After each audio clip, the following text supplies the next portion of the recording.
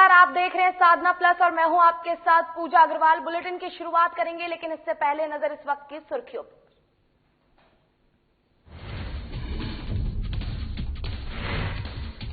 लोजपा के राष्ट्रीय अध्यक्ष चिराग पासवान पहुंचे शहर बन्नी। सीएम नीतीश कुमार पर जमकर बोला हमला, कहा जनता नहीं चाहती सीएम कुमार को सीएम पद पर। बीजेपी प्रत्याशी विजय खेमका ने दाखिल किया नामांकन। पीएम मोदी के हाथों को मजबूत करने की कही बात। खेमका ने कहा बीजेपी की रिकॉर्ड मतों से जीत है सुनिश्चित। विधानसभा चुनाव को लेकर तीसरे चरण में नामांकन प्रक्रिया जारी। मधेपुर से कांग्रेस प्रत्याशी ने दाखिल किया अपना नामांकन। बिहार में विकास और रोजगार देने की कही बात। नालंदा में मतदाताओं को जागरूक करने के लिए निकाली साइकिल रैली। मतदान को लेकर लोगों को किया जागरूक। स्कूल बच्चों में भी साइकिल रैली निकाली गई। लोजपा के राष्ट्रीय अध्यक्ष चिराग पासवान आज अपने पैतृक गांव खगड़िया जिले के अलौली प्रखंड के शहर बन्नी पहुंचे, जहां उन्होंने अपने पिता रामविलास पासवान के अस्थि कलश को बागमती नदी में विसर्जित किया। वहीं इस दौरान मौके पर उन्होंने कहा कि उनके पिताजी अब इस दुनिया में नहीं हैं, वो इन्हीं की अस्थियों को विसर्जित करने आए हैं। उन्होंने सीएम नीतीश कुमार पर जमकर हमला बोला। उन्होंने कहा कि मुख्यमंत्री नीतीश कुमार के खिलाफ करोड़ों जनता आक्रोशित है और साथ ही कहा कि नीतीश कुमार को मुख्यमंत्री बनाना अब नहीं चाहती है। चिराग पासवान ने कहा कि 10 नवंबर के रिजल्ट आएगा और वो काफी चौंकाने वाला होगा। वहीं चिराग ने कहा कि वो अपने पिता के साथ अक्सर शहर बन्नी आते थे। शहर के हमारे लिए काफी दुखद क्षण है ये। चिराग ने अपने गांव से कुछ दूर स्थित पुलतोड़ा घाट पर अपने दिव्यांगत पिता रामविलास पासवान की अस्थि कलश को विसर्जित किया। बता दें कि दिव्यांगत रामविलास पासवान खगड़िया जिले के अलौली प्रखंड के शहर बन्नी गांव के निवासी थे।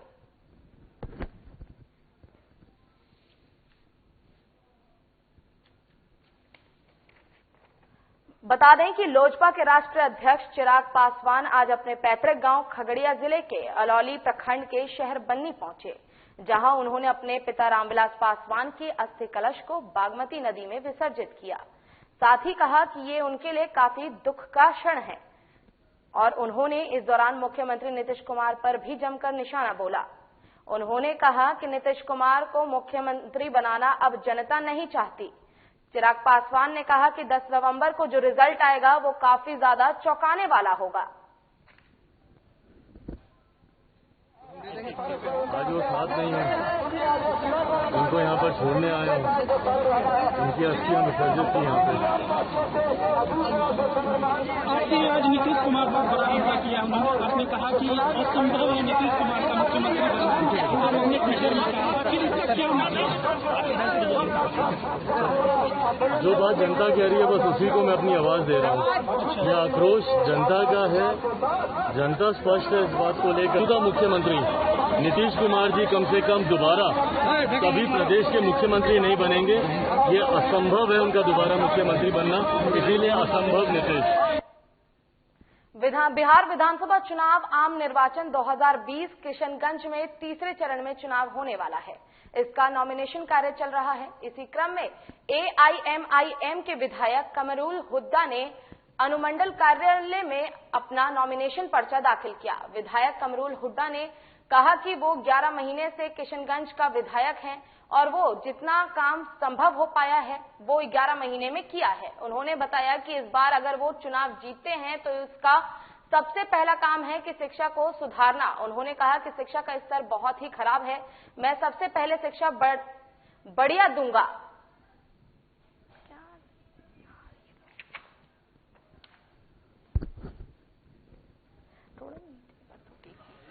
सीमांचल का विकास, सीमांचल का बदहाली, शिक्षा के क्षेत्र में सबसे पिछड़ा किशनगंज, शिक्षा मुद्दा होगा, विकास मुद्दा होगा और विकास का मुद्दा को लेकर के हम लोग आगे बढ़ेंगे इंशाअल्लाह। सीमांचल की जो बदहाली है, ये बदहाली कैसे करके दूर होगा, ये कैसे खुशहाली में होगा। हमारे इस सीमांचल में आज तक कोई इंडस्ट्री तक नहीं हुआ। ये सीमांचल की बदनसीबी है, बदहाली है। इस बदनसीबी और बदहाली को दूर करने के लिए इंशाअल्लाह हमारा मुद्दा होगा, इसको लेकर के हम लोग जाएंगे। पूर्णिया के बनमखे विधानसभा क्षेत्र से महागठबंधन के आरजेडी प्रत्याशी सैकड़ों तादाद में अपने समर्थकों के साथ नामांकन पत्र दाखिल करने पहुंचे। समर्थकों में काफी जोश और उत्साह देखने को मिला। समर्थकों को अनुमंडल के गेट पर ही रोक दिया गया। उपेंद्र शर्मा अपने प्रस्ताव के साथ नामांकन करने गए। नामांकन पत्र दाखिल करने के बाद मीडिया को बताया कि 20 सालों से जो विकास नहीं हुआ है वो विकास करूंगा। मेरा मुख्य एजेंडा विकास को लेकर है। बनमखी में कोई उद्योग नहीं है।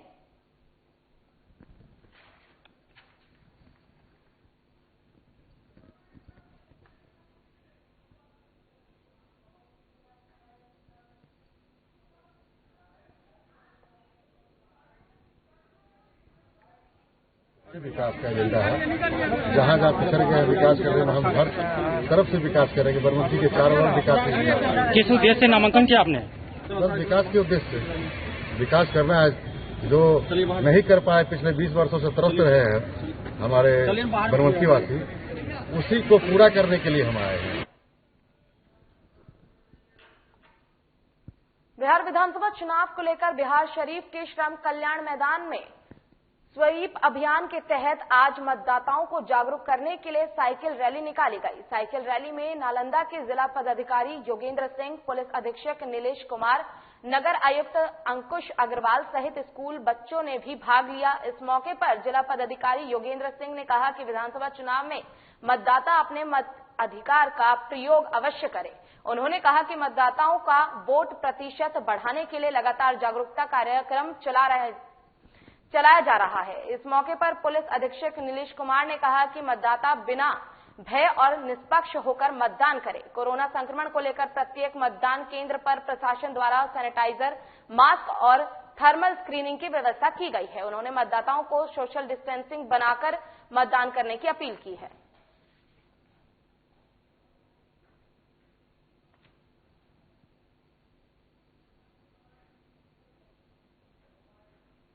कोषांग जिला स्तर पर जो गठित है उसके द्वारा किया जा रहा है। विभिन्न स्तर की गतिविधियां जो है इस कोषांग के द्वारा की जा रही है, चाहे बच्चों से संबंधित हो, चाहे हमारे नगर निगम के जो टिपर्स हैं उसको इस्तेमाल करके जागरूकता का एक संदेश फैलाने का प्रयास हो।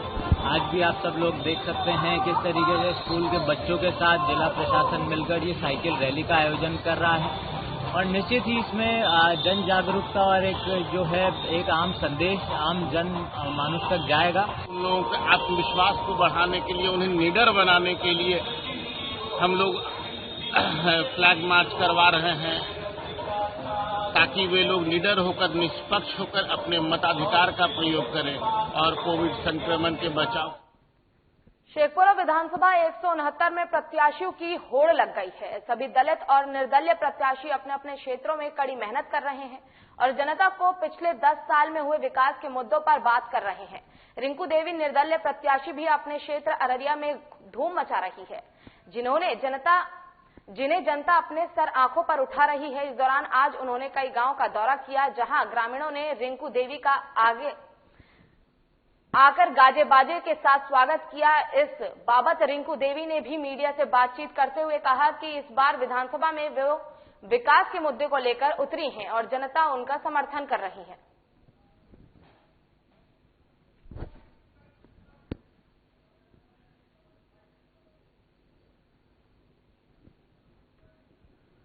विकास कुछ नहीं है। क्या क्या मुद्दा लेके आप क्षेत्र में घूम रहे हैं? विकास के मुद्दे लेकर घूम रहे हैं। क्या प्रायोरिटी होगा आपका? जीतेंगे तो विकास करेंगे। अभी क्या लगता है क्या क्या किन क्षेत्रों में विकास होना भी है? हम तो घूम रहे हैं तो कहीं विकास ही नहीं देख रहे हैं। समर्थन मिल रहा है लोगों का? जी भरपूर समर्थन मिल रहा है। बिहार विधानसभा चुनाव 2020 के तीसरे चरण का नामांकन जारी है।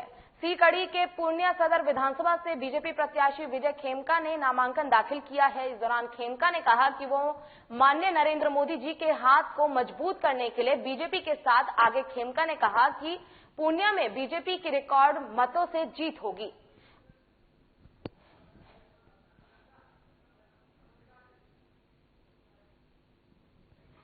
करके मां भगवती का आशीर्वाद लेकर के आज मैं नामांकन मैंने भारतीय जनता पार्टी के प्रत्याशी के रूप में और एनडीए के प्रत्याशी के रूप में आज मैंने करने का काम किया है।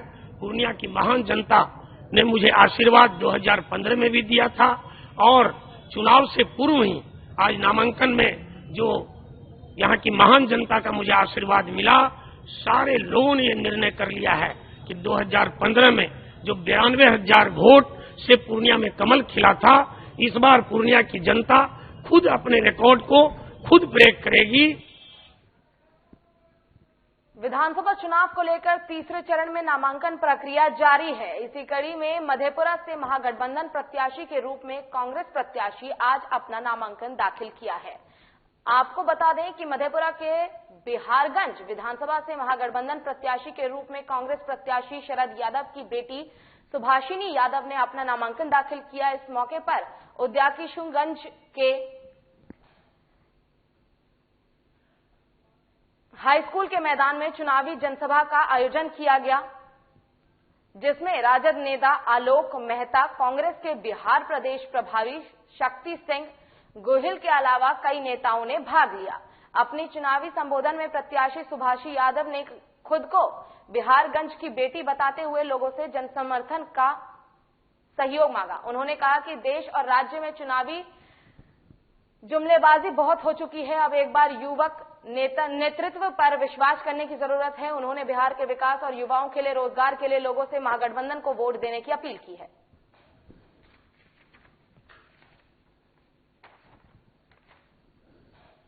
में पैसे आने के पर यहाँ पर मैं आपको विश्वास दिलाना चाहती हूँ, अगर आपने पटना में आने वाली 7 तारीख को जो मत डालोगे, जो उसके नतीजे आएंगे, यहाँ पर आपने अगर महागठबंधन की सरकार नहीं बनाई तो हमारा प्रदेश फिर से पिछड़ जाएगा।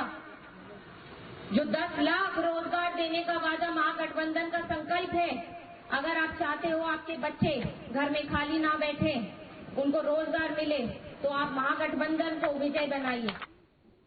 किशनगंज बिहार विधानसभा चुनाव 2020 के लिए किशनगंज में नॉमिनेशन जारी है। इसी क्रम में कांग्रेस विधायक तौसीफ आलम ने आज नामांकन दाखिल किया। आपको बता दें कि किशनगंज प्रखंड के बहादुरगंज विधानसभा क्षेत्र के कांग्रेस विधायक तौसीफ आलम ने अनुमंडल कार्यालय में आकर अपना नामांकन पर्चा दाखिल किया। पर्चा दाखिल कर जैसे ही वे अनुमंडल कार्यालय से बाहर निकले, वैसे ही उनके समर्थकों और पार्टी कार्यकर्ताओं ने जोश खरोश के साथ उनका स्वागत किया।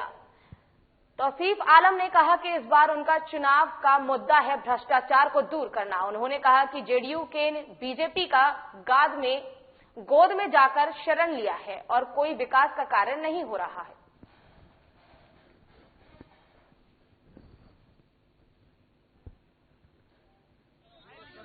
भ्रष्टाचारी, अफसरशाही और जो क्या कहते हैं कि नीतीश जी आरएसएस के नाम पर, बजरंग दल के नाम पर जेडीयू जेडीयू पार्टी बीजेपी का गोद में जाके घुस करके महागठबंधन के नाम पर वोट लिया और जाकर के बीजेपी का गोद में घुस करके बीजेपी का एजेंडा पर काम कर रहा है। वही ये मुद्दा होगा।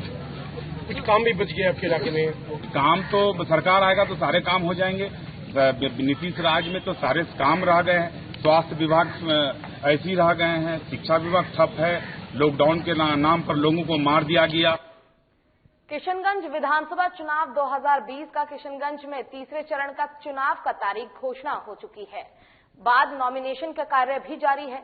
किशनगंज प्रखंड के बहादुरगंज से एनडीए पार्टी से बीआईपी पार्टी के उम्मीदवार लखनलाल पंडित ने नॉमिनेशन पर्चा दाखिल किया। नॉमिनेशन पर्चा दाखिल होने के बाद उनके समर्थकों और कार्यकर्ताओं ने उनका स्वागत किया। लखनलाल पंडित ने बताया कि वो अगर इस बार चुनाव जीत जाते हैं तो जीतने के बाद उनका मुद्दा विकास होगा और विकास के लिए कार्य करेंगे। जोश में इतने थे कि अपनी ही सरकार की बुराई कर बैठे।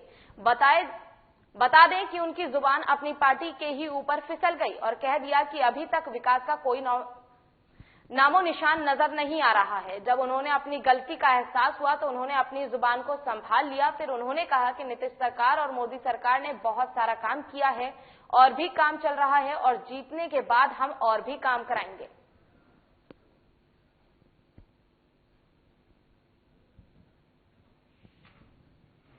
हमारी जनता हमें वोट देगी। विकास का जो स्तर है बहुत ही नीचे है, बुनियादी सुविधा भी उपलब्ध नहीं है, इसीलिए हम विकास के नाम पर वोट मांगेंगे कि मोदी जी ने जो विकास किया है, मोदी जी से अपनी पार्टी का अलायंस है और हम विकास के नाम पर ही वोट मांगेंगे। आपके सहयोगी दल जदयू है तो बोल रहे विकास हुआ है, आपको हम नहीं कह रहे कि विकास नहीं हुआ है। जमीनी स्तर पर जो विकास हुआ है, नीतीश कुमार ने विकास किया है, हमारे बीजेपी सरकार ने विकास किया है, वो तो है ही है, लेकिन हमारे जो पीछे के नेता हुए, अभी जो वर्तमान में जो विधायक हैं, उनको देख लीजिए कि टेरागाछ जाने के लिए बहादुरगंज से जब निकलेंगे तो टेरागाछ की स्थिति बहुत ही खराब है और कई जगह पर बुनियादी सुविधा भी उपलब्ध नहीं है। आज पटना में आरजेडी के द्वारा एक प्रेस कॉन्फ्रेंस का आयोजन किया गया। इस दौरान राज्यसभा सांसद मनोज झा ने कहा कि नेता प्रतिपक्ष बिहार के 10 लाख लोगों को नौकरी देने की बात कर रहा है। मुख्यमंत्री नीतीश कुमार 2017 में वैचारिक संतुलन खो बैठे थे, अब वो जुबानी संतुलन भी खो बैठे हैं। साथ ही उन्होंने आगे कहा कि बिहार को नई सोच नहीं चाहिए। उन्होंने आगे कहा कि नीतीश कुमार ने मुजफ्फरपुर की घटना के लोगों को संरक्षण दिया है, आपराधिक मामलों का आरोप चुनाव प्रचार में है।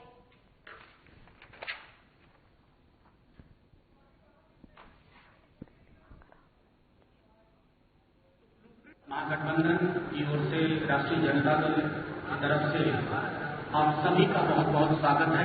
चुनाव परवान चढ़ चुका है और चूंकि चुनाव परवान चढ़ चुका है तो कुछ मुद्दों को आपके साथ साझा करना, ऐसे कोई मुद्दे नहीं है जो आप नहीं जानते हैं। इसको दोबारा दोहराने की इसलिए आवश्यकता है कि कई तरह की भ्रम और भ्रांतियों के बीच में बिहार वासी, हमारे जो बिहार के वोटर्स हैं, वो सब समझते हैं लेकिन सुन रहे हैं। मुझे सर्वप्रथम ये बात कहनी है कि माननीय मुख्यमंत्री जी और भाजपा के लोग अगर नेता प्रतिपक्ष कहते हैं कि हम 10 लाख लोगों को पहली कलम से रोजगार देंगे, इसका तो स्वागत होना चाहिए ना। बिहार विधानसभा चुनाव का सियासी माहौल पूरे शराब पर है। खासकर जेडीयू नेता और सीएम नीतीश कुमार और प्रमुख विपक्षी दल आरजेडी के सीएम उम्मीदवार तेजस्वी यादव के बीच एक दूसरे के खिलाफ बयानबाजी दिन पर दिन चरम पर पहुंचती जा रही है। इसी क्रम में आज तेजस्वी यादव ने खुद को बतौर मुख्यमंत्री उम्मीदवार पेश करते हुए नीतीश कुमार को चुनाव से पहले बहस की खुली चुनौती दी है। तेजस्वी यादव ने कहा कि लोगों में नीतीश कुमार को लेकर भारी गुस्सा है, बड़ी संख्या में लोग आगे आकर अपनी नाराजगी जाहिर करते हैं। ऐसे में नीतीश कुमार को हम खुली चुनौती देते हैं कि वो जब चाहे जहां चाहे मुझसे किसी भी मुद्दे पर खुली बहस कर ले। इसी के साथ तेजस्वी यादव ने खुली बहस करने की एक नई परंपरा की शुरुआत करने की बात कही।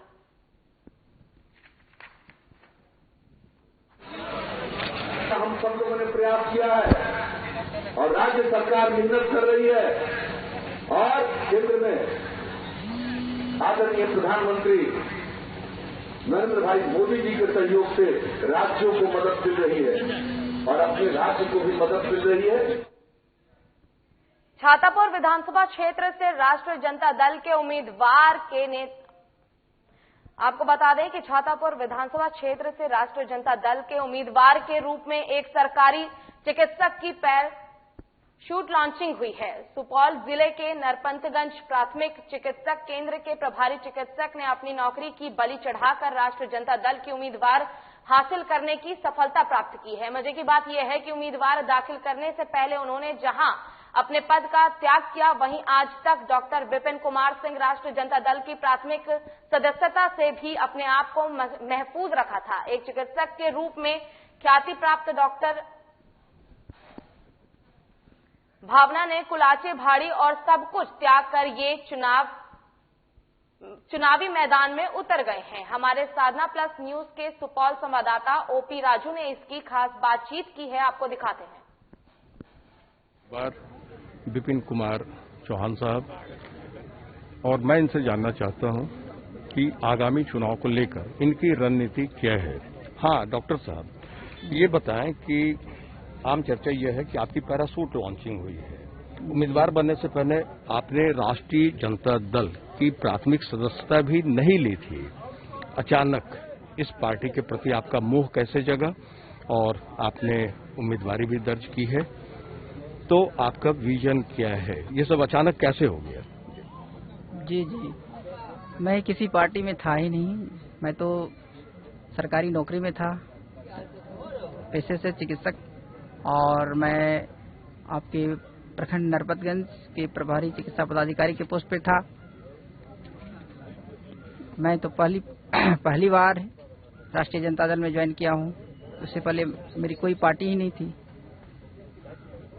और तेजस्वी जी ने मुझे बुलाया और उन्होंने बोला कि मैं इस बार अति पिछड़े वर्ग से अपने प्रत्याशी बनाना चाहता हूं, तो अगर आप इच्छा रखते हैं तो मैं आपको सिंबल दूंगा। डॉक्टर साहब, ये बताइए कि इस पार्टी में क्या अत्यंत पिछड़ा वर्ग से एक भी कार्यकर्ता नहीं है, और सभी कार्यकर्ताओं को इग्नोर करके यदि आपको मौका दिया जाता है तो ये मैसेज जाता है कि पार्टी में कार्यकर्ताओं की कोई पूछ नहीं। इसके बारे में क्या कहना चाहेंगे? सबों का सम्मान होगा, सबों को सम्मान मिलेगी, सभी को सम्मान दूंगा।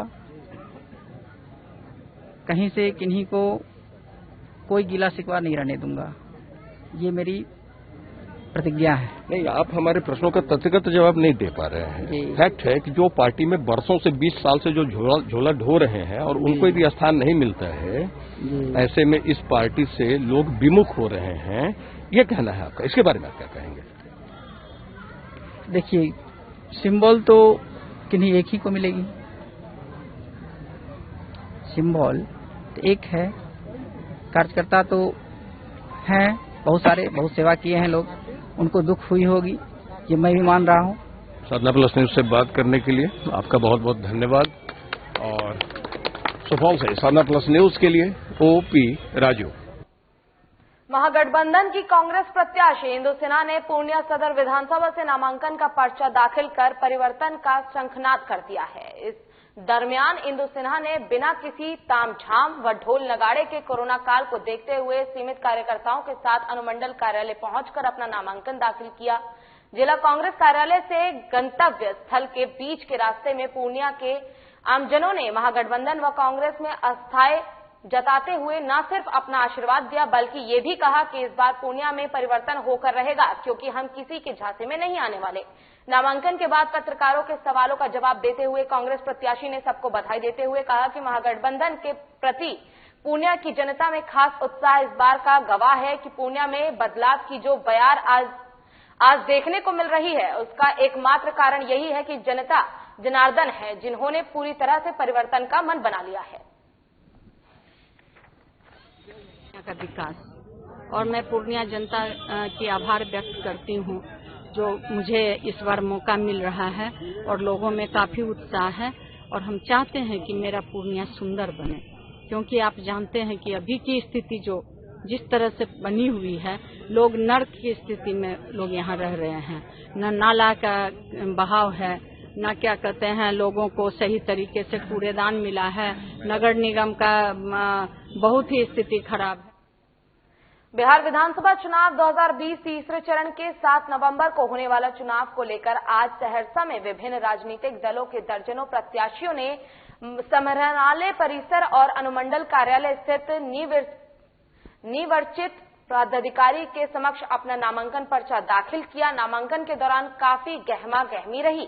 इस दौरान सहरसा 75 विधानसभा सीट के आरजेडी प्रत्याशी पूर्व सांसद लवली आनंद, बीजेपी प्रत्याशी डॉक्टर आलोक रंजन झा, जन अधिकारी पार्टी से रंजन प्रियदर्शी, जबकि बीजेपी से बागी हुए निर्दलीय प्रत्याशी के रूप में पूर्व विधायक किशोर कुमार मुन्ना, आरजेडी से बागी हुए निर्दलीय प्रत्याशी के रूप में रंजीत यादव ने अपना नामांकन दाखिल किया। वहीं महिषी विधानसभा सीट से आरजेडी प्रत्याशी पूर्व बीडीओ डॉक्टर गौतम कृष्णा, लोजपा से मोहम्मद अब्दुल्ला ने अपना नामांकन दाखिल किया।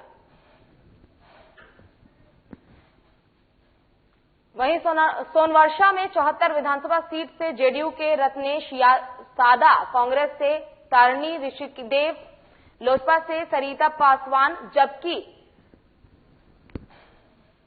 इन सभी ने साथ मिलकर नामांकन दाखिल किया।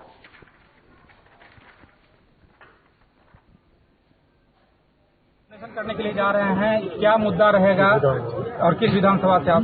मैं सहरसा विधानसभा से आज नामांकन करने जा रहा हूं।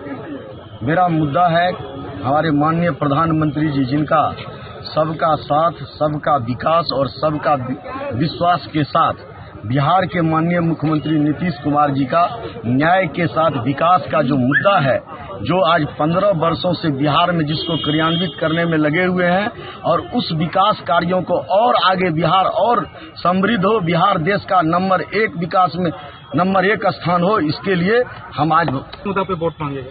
बहुत बहुत धन्यवाद आप सभी चैनल के भाइयों को। मैं महिषी विधानसभा 77 सहरसा से राजद के प्रत्याशी के रूप में नामांकन दाखिला करने जा रहा हूँ। महिषी विधान से दाखिला करने जा रहा हूँ और जो मेरा मुद्दा है वो अभी बेरोजगारी, भ्रष्टाचार और जो नीतीश कुमार जी की सरकार रही है उनकी नाकामियों के बाद जो रोष और शोषण का माहौल तैयार हुआ है उसके खिलाफ लड़ना है और तेजस्वी यादव जी को भारी मतों से जिता करके मुख्यमंत्री बनाना है। इस चुनाव मैदान में है। देखिए, हम लोग को सबसे पहले कि भ्रष्टाचार खत्म करना है, सहरसा में विकास लाना है। पूरे बिहार में जिस तरह से जो पुरुषार्थी जननेता है उसको जो सत्ताधारी सत्ता के शिखर पे बैठ करके जेल में दिया है, आज बिहार की जनता ठान ली है ऐसे भ्रष्ट लोगों को गद्दी से उतारना है। जहानाबाद में जैसे जैसे चुनाव की तारीख नजदीक आ रही है वैसे वैसे चुनावी सरगर्मी तेज हो गई है और रैलियों और नेताओं का दौर भी तेज हो गया है। इसी कड़ी में घोसी विधानसभा क्षेत्र से हुलासगंज हाई स्कूल मैदान में बिहार के मुख्यमंत्री नीतीश कुमार अपने उम्मीदवार राहुल शर्मा के पक्ष में चुनावी रैली किया।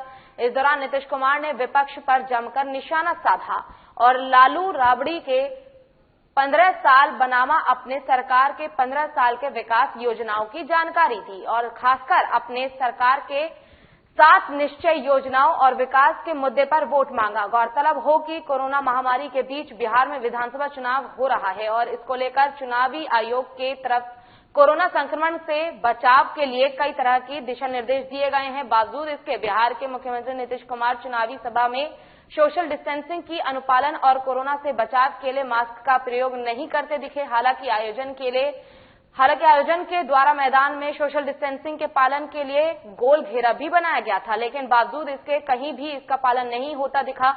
ऐसे में कोरोना संक्रमण का खतरा भी बढ़ जाता है। वहीं रैली में आए लोगों से मास्क और सोशल डिस्टेंसिंग के सवाल पर पूछे जाने पर बताया कि रैली या चुनावी रैलियों में इसका पालन करना काफी मुश्किल है।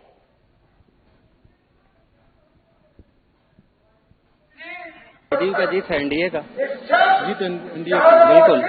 तो क्या सभा में काफी भीड़ है, तो क्या अभी जो कोरोना महामारी है तो क्या लगता है कि कोरोना महामारी में चुनाव बेहतर था?